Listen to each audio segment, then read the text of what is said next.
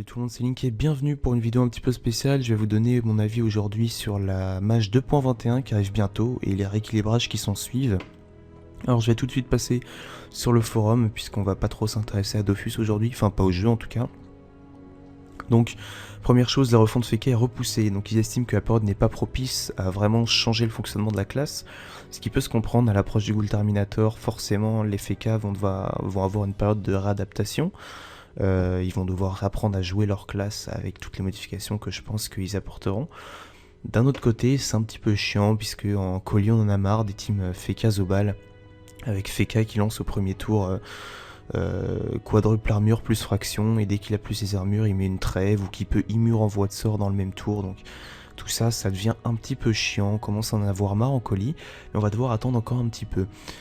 Je passerai aux Ekaflip après puisque c'est ce qui me semble le plus important étant donné que sur ma chaîne je ne joue que mon Ekaflip quasiment à part pour le let's play et que c'est mon personnage principal, c'est le personnage que je joue depuis bientôt un an, je pense bientôt.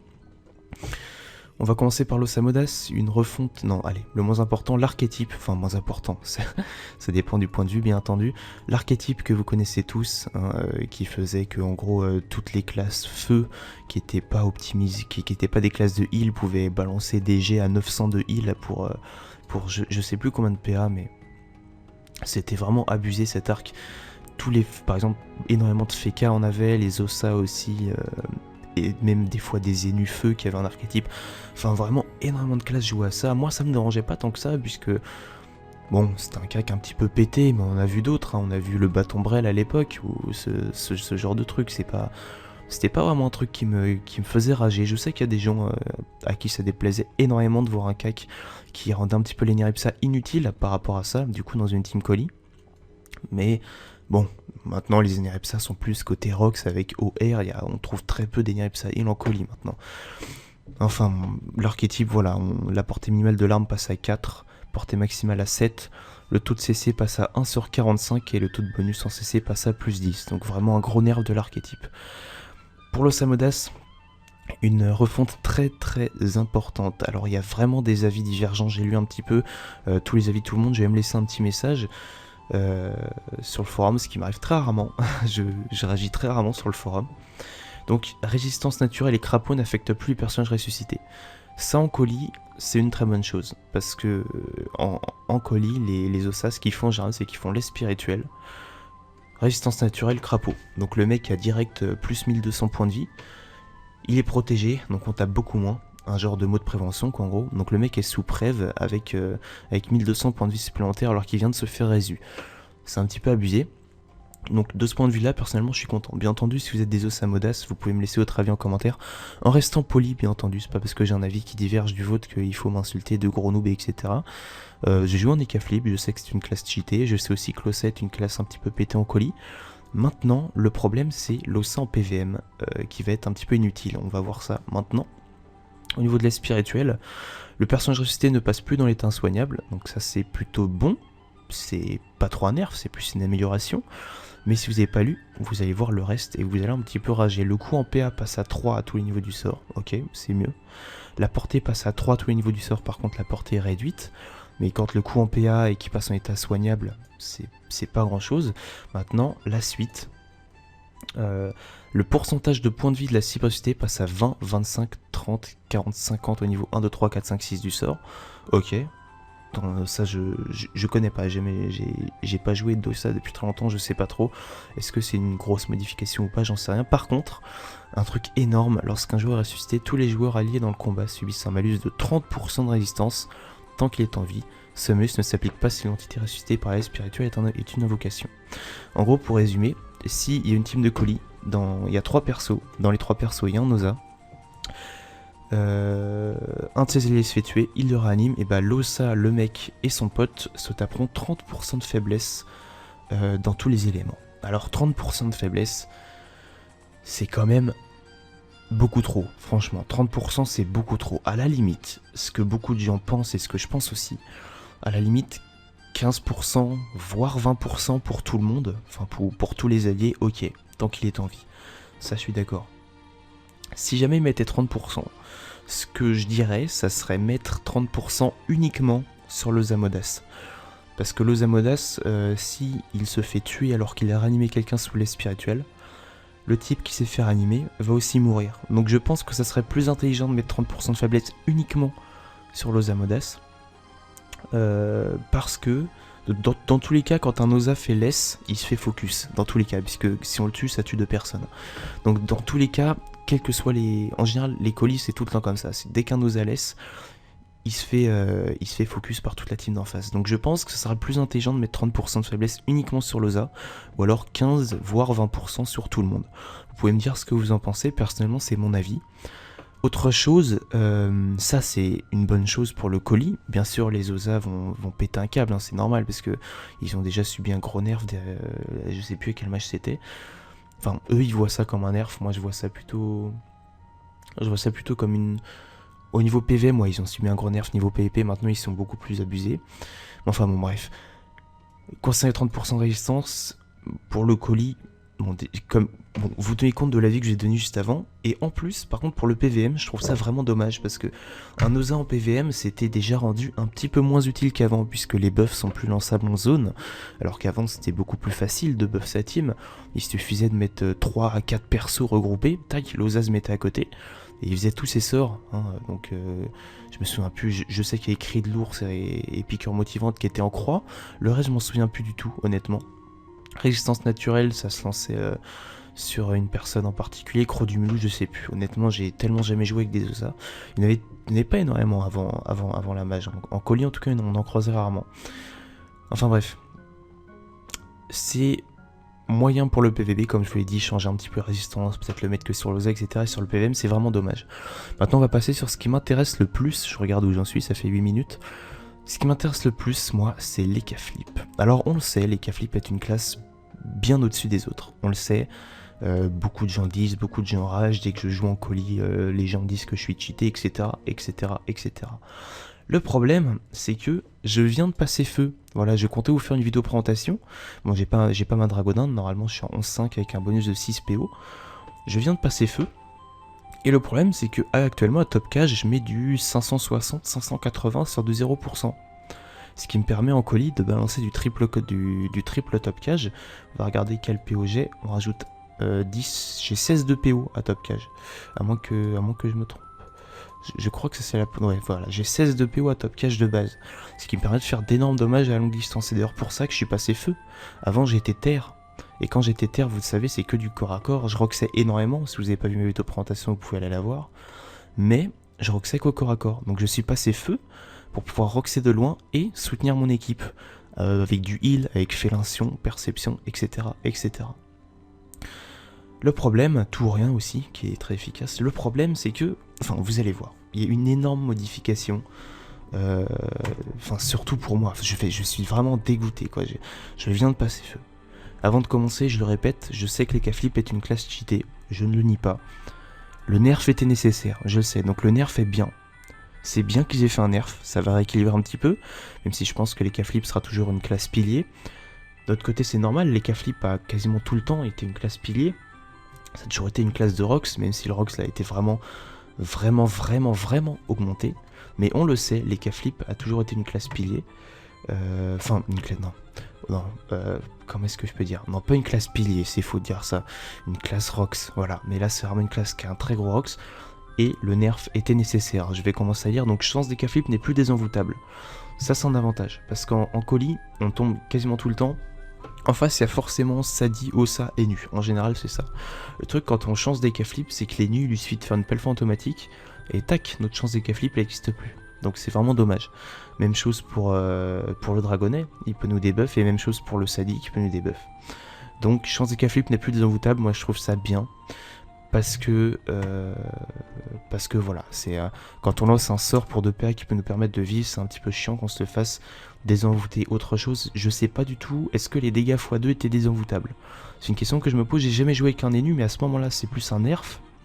Parce que si on a un Enu qui joue juste avant nous, qui est dans notre team, et que nous on a dégâts x2, il nous pèle fantomatique, et notre dégâts x2 disparaît. Donc là c'est un petit peu abusé, puisqu'on se sera fait heal au tour d'avant, on n'aura plus le dégâts x2 après. Tiens, d'ailleurs il y a un Enu qui vient de se connecter, vous voyez en bas à droite.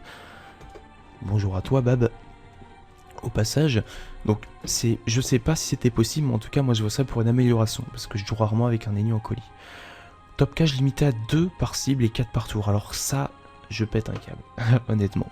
Parce que l'intérêt de mon mode en 11 PA, ce qui m'a évité de prendre un autre item PA, c'était roue de la fortune, triple top cage. Voilà, donc du 1500, puisqu'il y a forcément des raids en face, plutôt du 1400 à 16 de PO, en pouvant lancer mon sort de bouche. Je sais pas si ça se dit, enfin bref, j'avais la possibilité de lancer mon sort de bouche dès le début, et de rock dès le début. Là, si c'est limité à 2 par tour, à 2 par cible, 4 par tour, mais c'est pas intéressant, de toute façon en colis on focus toujours. Donc 2 par cible, ce qui me fait que je peux utiliser 6 PA. Si je veux vraiment focus le mec et lui mettre 3 attaques, puisque je vais vous le montrer pour ceux qui ne joueraient pas des K-Flip ou qui ne seraient pas au courant, les dégâts de top cage niveau 6 c'est 31 à 34 et l'engrappeuse c'est 31 à 34 aussi, donc les dégâts sont équivalents. Seulement top cage prend 3 PA, l'engrappeuse prend 4 PA et a 1 de PO de moins. Donc le problème c'est que si je veux mettre du 1500, faire le Rox habituel, je vais être obligé de faire double top cage plus l'engrappeuse. Le problème c'est que ça prend plus de PA, ça me prend 10 PA, donc je pourrais pas me booster avant de le faire. À moins d'être en 12 PA, ce qui n'est pas encore le cas, j'économise pour m'acheter une bague Lourson PA. Donc ça c'est le gros problème, c'est-à-dire que je vais plus pouvoir Rox bien dès le début. Je trouve ça, bon d'un autre côté c'était nécessaire parce que, on est d'accord, bon, du 1500 de Rox à 16 de BO c'est un peu abusé. Mais je suis vraiment déçu parce que je viens de passer feu quoi. Là, je suis passé feu il y a 2 semaines. Je vous ai pas encore fait la vidéo présentation parce que j'avais pas encore finalisé mon stuff. J'ai finalisé hier soir. Je trouve une bonne coiffe. Donc je suis un petit peu dégoûté, mais c'était nécessaire. Voilà, donc moi je trouve ça dommage, je vais changer de mode. Dès que je fais la vidéo présentation, je teste le nouveau mode en colis et je change de mode. L'engrappeuse n'occasionne plus de dommages sur les alliés. Sur alliés, le gain de PO s'applique pendant le tour en cours, et le malus PO s'applique au tour suivant, à l'inverse des ennemis. C'est une modification, c'est pourquoi pas, j'ai envie de dire pourquoi pas. C'est pas une augmentation de sort, c'est pas une amélioration, c'est pas un malus, puisqu'il se mange le malus PO au tour d'après, donc c'est une modification du sort. Ça peut être très intéressant, je vais donner un exemple en Coliseum, si on jouait qu'un sacrieur. Mettons je joue avant le sacrieur. On est au tour 2, je l'engrappeuse le sacri, il gagne 5 de PO. Ça va lui permettre de coop beaucoup plus loin. Un Osamodas par exemple qui sera à l'autre bout de la map ou un Kra. Ça va nous permettre de le coop beaucoup plus rapidement ou de contrer un œil de taupe qui aurait empêché le sacri de coop ou de transpo au choix. Donc très très bien, c'est-à-dire que je vais peut-être pouvoir m'appliquer le bonus PO sur moi-même, c'est une idée, ça peut être possible, donc je trouve ça sympa personnellement, une modification. Contre-coup, le temps de relance est augmenté d'un tour. Ok, c'est un nerf comme les autres, pourquoi pas, c'est vrai que on sait tous que la capacité de survie de les K-Flip était quand même bien supérieure à toutes les autres classes. Esprit félin. S'il n'est pas relancé, la perte de points de vie est remplacée par une réduction de la durée des envoûtements de l'E-K-Flip de 1 tour.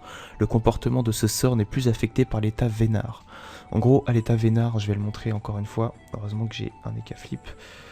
C'est vers les sorts TH et l'esprit félin.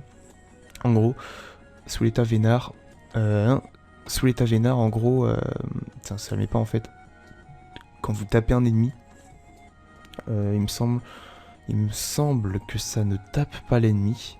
Par contre, je sais plus si ça le tape ou pas. Très bonne question. Mais en gros, ça permet de se téléporter derrière l'ennemi et on ne subit pas les dégâts après avoir tapé, si jamais on oublie de le relancer. J'espère que vous avez compris. Donc, ok, c'est un nerf aussi, parce que si on le relance pas, par exemple, notre roue de la fortune durera que 2 tours, autant que la puissance du up. Donc, ok, un nerf. Réflexe. L'érosion appliquée passe à 15% au niveau 6. Dans l'état vénard, l'érosion n'est plus appliquée, mais le sort passe en vol de vie et voit ses dommages augmenter. Donc gros nerf de l'érosion des K-Flip qui montait donc à 40% au niveau 6, 45% au coup critique. Encore une fois, faut que j'arrête de fermer les sorts à chaque fois, je vous le remontre. Réflexe que j'ai laissé niveau 6, 45% d'érosion, pardon. Très efficace contre les sacrieurs. On érode et on rox. Ça évite les gros heals de l'Iniripsa avec un recon, ça évite la punie du sacri, ça évite beaucoup de choses. Voilà, donc très gros nerf, très gros nerf de réflexe, et une modification du sort à l'état vénard en vol de vie R. Donc encore une fois, les K-Flip R vont devenir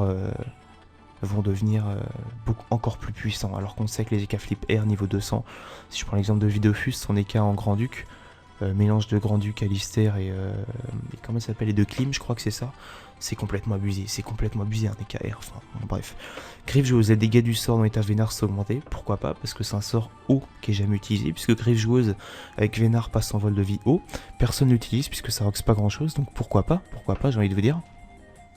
Recop, les dommages du sort sont appliqués 2 et 3 tours après son lancer. Ah non, les dommages du sort lorsqu'ils sont appliqués 2 et 3 tours après son lancer sont augmentés. Donc si le mec se mange le Recop 2 et 3 tours après, il va manger beaucoup plus cher. Bon bah pourquoi pas. C'est une amélioration du sort, mais d'un autre côté ça n'en est pas trop une, puisqu'avec tout ce qu'il y a avant, les EK Flip multi vont perdre de leur puissance. Il n'y a qu'à regarder. Top cage, un EK Flip multi, ça compte beaucoup sur top cage. Esprit félin, un EK Flip multi en Vénard ne... Ah non, c'est pas ça. Non, pardon, si, un EK Flip multi, ça va l'obliger à relancer un sort terre au tour d'après, donc il va être un petit peu coincé. Réflexe, les EK Flip multi perdent de l'érosion, il n'y a plus trop d'intérêt de jouer multi-air, puisque multi-air, l'intérêt c'était surtout de faire du gros rox en érodant l'ennemi. Donc, c'est une amélioration, mais pas trop, avec les nerfs qui étaient avant. Et Félincion, les gains de points de vie sur les alliés passent en pourcentage de sa vitalité maximum, 12% au niveau 6. Donc ok, c'est un équilibrage du heal, ça aurait dû être fait depuis très longtemps. Pour l'Ineripsa, normalement ça devrait passer comme ça, il me semble. Ça passe en pourcentage de points de vie maximum, comme ça permet d'avoir un heal vraiment équilibré. Donc ok, bon pour ça je dis rien. Mais encore une fois, je viens de passer feu, donc ça me fait chier parce que l'intérêt de feu c'était de pouvoir heal avec Félincion, alors que les autres modes pouvaient pas le faire. Alors que maintenant, quand on regarde Félincion, on va pouvoir heal, voilà. Donc je vous avoue que je suis un petit peu déçu de cette mage. Bon, forcément c'est un RFK. C'est normal que je sois déçu, c'est normal. D'un autre côté, je suis pas déçu. Non, je suis pas déçu. Non, je trouve ça normal. Mais je suis déçu du fait que je viens de passer feu et qu'il nerf surtout le mode feu. Ça me fait chier. Mais voilà. Bon, je pense que je vais passer R bientôt. Il va y avoir moyen de faire très très mal. Mais bon, le nerf était nécessaire, le nerf Fossa aussi était nécessaire, même si bah, je vous ai tout dit tout à l'heure, j'ai pas besoin d'en rajouter. Voilà, ce sont les équilibrages de la 2.21, un équilibrage nécessaire, un équilibrage complet, un équilibrage qui va changer le jeu. Donc je trouve ça bien, tout simplement. Voilà. J'espère que cette petite vidéo c'est la première fois que j'en fais une comme ça, j'espère qu'elle vous aura plu. J'ai vraiment une sale gueule avec la frime à coiffe, je sais pas ce que vous en pensez. Voilà, on va maintenant aller. J'espère que cette petite vidéo vous aura plu. Écoutez, si elle vous a plu, et bah voilà, tant mieux pour vous, et tant mieux pour moi aussi, c'est-à-dire que j'ai bien fait mon taf. On se retrouve bientôt pour une prochaine vidéo, et n'oubliez pas, sur Dofus, moins tu dors, plus t'es fort. Salut tout le monde.